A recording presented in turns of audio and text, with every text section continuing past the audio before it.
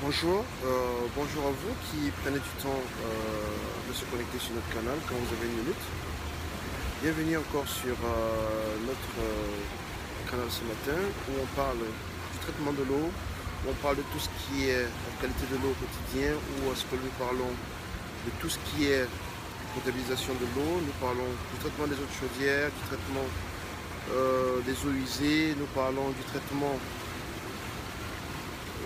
de potabilisation des eaux. Nous parlons également de tout ce qui est environnement. Bienvenue sur notre canal ce matin. Ce matin, je suis très heureux d'être en collègue avec vous et de vous dire merci de tout le temps venir vers nous avec vos questions concernant le traitement de l'eau. Je vais commencer par vous repréciser que le 28 avril prochain, c'est-à-dire dans une dizaine de jours, à Douala, il y a une très grande session de formation concernant le traitement des eaux de forage. Et cette session va durer une journée, elle coûtera 50 000. Merci à vous tous qui êtes déjà inscrits. Et comme vous le savez, tout participant à cette formation devra débourser la somme de 50 000. Et en retour, en plus de la formation, il va recevoir un kit d'analyse de base des eaux à la maison, mais aussi, il aura un abonnement au service client de SCES. Donc, vous êtes tous conviés à cette session parce que la session du 27, elle est pleine. Il n'y a plus de place pour le 27. Mais la session du 28 est encore ouverte au public. Donc, j'étais en train de revenir sur un sujet dont on a parlé il y a quelques jours, lors d'une interview que j'ai donnée sur la chaîne de télévision Equinox à Douala, où j'avais parlé, où on avait posé des questions sur la désinfection, où on posait des questions sur la qualité des récipients que l'on utilise, notamment le fait que lorsque vous avez utilisé bu de l'eau dans un sachet, des sachets qui sont vulgaires à Douala où on les vend à tous les coins de rue, lorsque vous buvez l'eau dans un sachet, que vous envoyez votre doigt à l'intérieur du plastique, il est gluant. Dans les maisons d'habitation, certaines familles qui n'ont pas de robinet, ils ont un seau qu'ils appellent communément le seau d'eau à boire.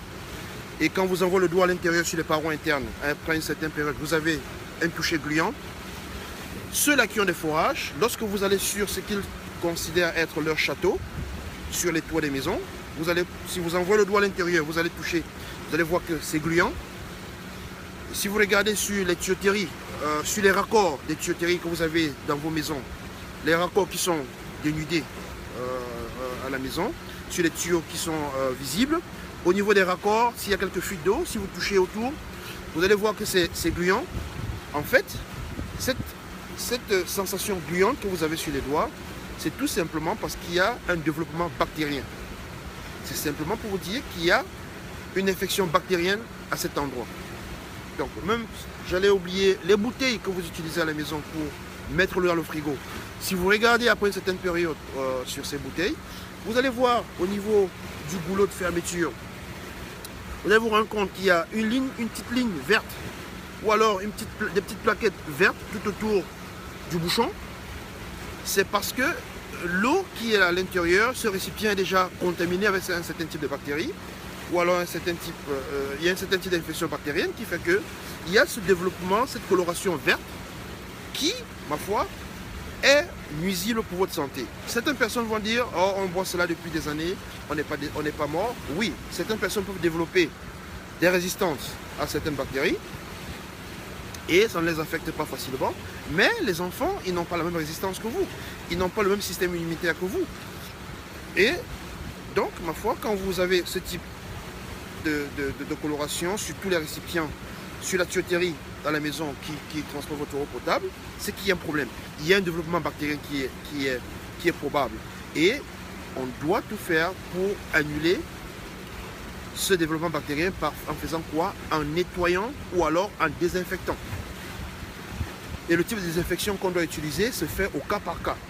Désinfecter la tuyauterie, c'est passer de l'eau en boucle, par exemple, pour que les bactéries soient retirer de manière progressive dans la tuyauterie parce que ce n'est pas d'un coup que vous allez les retirer.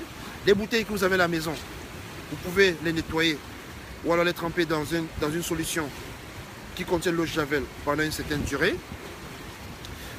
Vous qui avez les châteaux pour les fourrages, c'est un peu plus complexe parce que là, il faut un autre type d'équipement pour un nettoyage plus approfondi.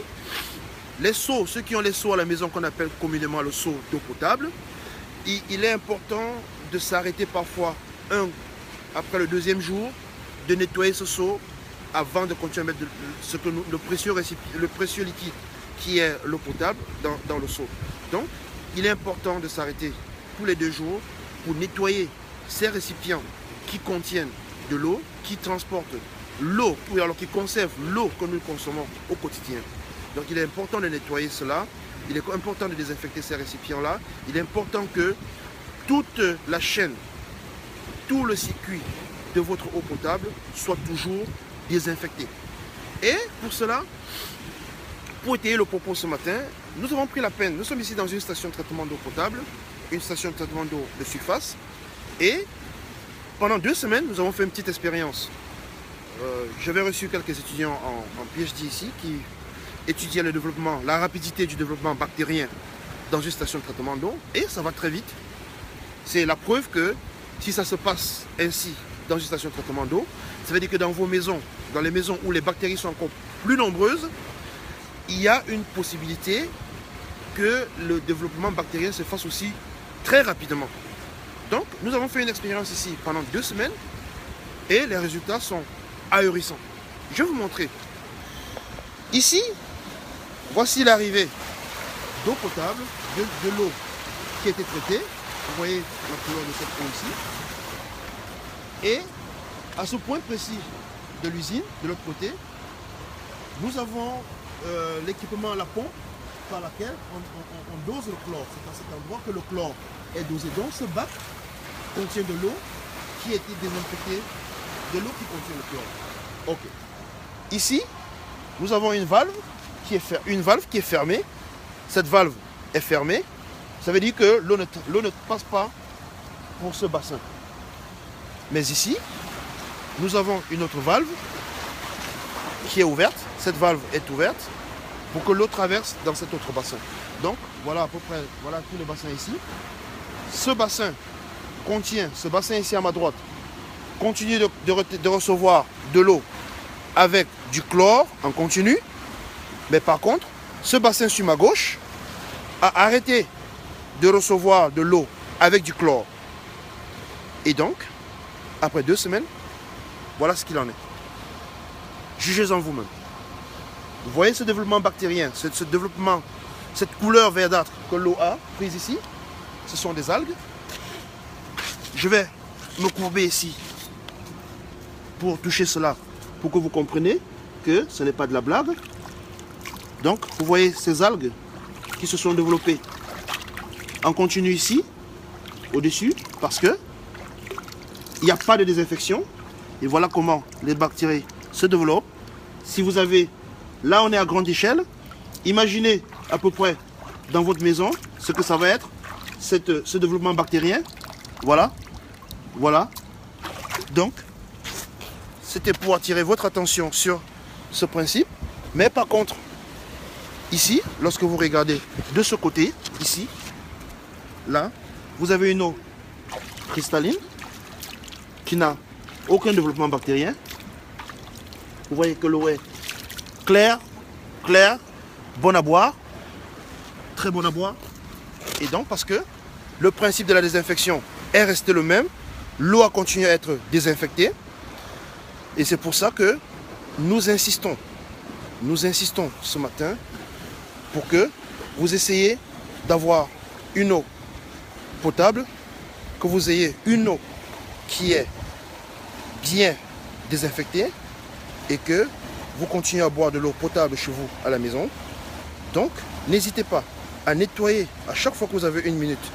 N'hésitez pas à faire ce nettoyage au quotidien pour vous rassurer que la qualité de l'eau qui va dans vos récipients, pour vous rassurer que les récipients que vous utilisez à la maison sont bel et bien désinfectés, pour vous rassurer que les récipients que vous avez à la maison ne contiennent ou alors n'entraînent aucun développement bactérien. Et pour cela, il faut les nettoyer. Je vais citer de manière banale. Vous avez ceux qui ont des forages, vous avez ce que vous appelez le château d'eau. Vous avez toute la tuyauterie qui est autour de votre circuit d'eau à la maison. Vous avez, comment je vais appeler ça, le seau qu'on appelle communément à la maison, le seau d'eau à boire. Vous avez aussi les bouteilles que vous utilisez constamment pour mettre l'eau potable au frigo. Donc, tous ces éléments-là concourent au développement bactérien s'ils ne sont pas nettoyés à temps, si ils ne sont pas désinfectés à temps. Et bonjour les maladies hydriques. Je vous ai montré cet exemple pendant 2 semaines pour que vous preniez l'ampleur de ce que ça peut être dans votre maison. Pour que vous preniez l'ampleur de ce que ça peut être pour votre santé. Parce qu'à la fin de la journée, il faut que l'on comprenne que l'eau c'est la vie. Et pour protéger sa vie, il faut boire de l'eau potable. Et en passant, avez-vous bu un verre d'eau potable ce matin? Moi j'ai bu un verre d'eau potable et je le souhaite à tout le monde. Mais maintenant, ceux-là qui pensent, qui n'ont pas bu de l'eau potable ce matin et qui pensent que SES peut leur apporter la solution pour avoir de l'eau potable de manière constante à la maison tous les jours, nous sommes prêts à le faire. Nous sommes prêts à vous aider à obtenir cela. Nous sommes très heureux de vous faire comprendre que nous sommes des spécialistes du traitement de l'eau. Nous ne faisons que ça. C'est ce que nous savons bien faire. Et nous allons nous battre pour que ce soit fait dans les règles de l'art et que vous puissiez avoir une qualité constante d'eau potable aux sorties de votre robinet. Donc, voilà ce dont je voulais vous parler ce matin concernant ce problème des infections. Il est important de savoir que j'ai cité tous ces éléments de manière simple concernant la désinfection, mais il y a d'autres éléments beaucoup plus complexes dans les maisons d'habitation qui peuvent entraîner ce développement bactérien. Et une étude est toujours la bienvenue pour se rendre compte, pour se rassurer que avant de faire une quelconque désinfection à la maison, que l'on fait le bon choix et que l'on fait la meilleure des désinfections. Nous sommes ouverts à toute personne qui pense avoir ce type de problème, que ce soit sur le bac de stockage dans son forage, que ce soit dans la tuyauterie de son réseau d'eau, de son réseau hydraulique à la maison, que ce soit les équipements qu'ils ont à la maison. Nous sommes ouverts pour pouvoir les aider à apporter une désinfection totale et qu'ils continuent à avoir de l'eau potable au quotidien dans leur maison d'habitation, dans leur usine, dans leur hôtel et partout où le besoin se fait. Je ne vais pas terminer sans vous rappeler que le 28 avril, il y a une grande session de formation sur le traitement des eaux de forage et elle coûtera 50 000. Vous êtes la bienvenue, tous ceux qui sont propriétaires de forage ou alors tous ceux qui pensent qu'ils vont dans un temps très proche être propriétaires d'un forage. Nous sommes ouverts, la formation est ouverte et vous serez la bienvenue et au sortir de cette formation, vous allez apprendre tout ce qu'il faut pour que votre forage soit maintenu dans de bonnes conditions. Vous aurez toutes les informations concernant le traitement des eaux de votre forage et vous aurez aussi toutes les informations concernant les analyses, comment est-ce qu'il faut conserver son eau de forage après traitement. Et aussi, vous allez partir de là avec un kit d'analyse d'eau de base et vous aurez aussi un abonnement au service client de SES. Cet abonnement au service client de SES vous permet de nous appeler 24/24 à tout moment de la journée sur le 6 95 05 69 70, le 6 99 70 56 55, info@sesgroup.com. Ça vous permet de nous joindre à tout moment où vous avez un problème sur votre traitement des eaux. Nous sommes là, on est ouvert 24/24. Ceux qui sont clients chez nous savent déjà ça. Et on vous répondra, on vous apportera la solution à tout moment de la journée, quelle que soit l'heure, quel que soit le jour, que ce soit férié, on sera là pour vous répondre. Donc, sur ce, je vais vous donner un prochain rendez-vous très bientôt pour qu'on continue de parler du traitement de l'eau. Ce matin, j'avais vraiment à cœur que l'on parle de ce problème de désinfection parce que les maladies hydriques font un cycle au Cameroun, ça nous écœure. Mais aussi, j'allais ajouter qu'il faut savoir que si les maladies hydriques font le cycle, c'est parce qu'à un moment donné, nous nous mettons dans le bon comportement par rapport à l'eau que nous consommons. Et dès que l'on pense qu'on est guéri, on retombe dans les travées et on consomme l'eau de n'importe quel type de qualité. Et on retombe malade et le cycle recommence. Donc, il est important de se rassurer que l'on boit de l'eau potable de manière constante. Et les maladies hydriques à 95% sont causées par des bactéries. Si vous pensez que votre eau, à tout moment, si vous pensez que l'eau que vous buvez n'est pas de bonne qualité, essayez de vous rapprocher d'un spécialiste pour qu'on vous donne le conseil que l'on peut. Les bactéries, ce n'est pas très difficile de se débarrasser d'elles. Les bactéries, si vous pensez que l'eau n'est pas désinfectée, si vous n'avez pas, parce que je ne vais pas donner le conseil ici de désinfecter l'eau au chlore, désinfecter l'eau à l'ultraviolet pour ceux-là qui ne maîtrisent pas le dosage chimique. Si vous ne maîtrisez pas cela, il est important de chauffer juste un peu. Chauffez votre eau à la maison 5 minutes avant de la refroidir et de la mettre au frigo. Ça vous permet au moins de réduire, pas à 100%, mais au moins à 98% le type de bactéries que vous avez dans les eaux. Donc, il est important que cette désinfection se fait. Et que vous vous rassurez que vous buvez de l'eau potable de manière constante. Il est très important d'avoir cette idée dans la tête, de boire de l'eau potable de manière constante. Sur ce, je vais vous souhaiter une très bonne journée. Et on se dit à demain pour tout ce qui concerne encore le traitement de l'eau. Merci d'avoir été des nôtres. Sur ce, je vous laisse encore le point d'observer cette belle station de traitement des eaux et de voir ce que c'est. Merci encore d'avoir été des nôtres. Mais je me permets de vous montrer encore à quoi ressemble de l'eau traitée. Une autre surface. Ça, c'est une station de traitement de l'eau de surface. Merci de voir. Merci d'avoir été des nôtres. Bonne journée à vous. Merci.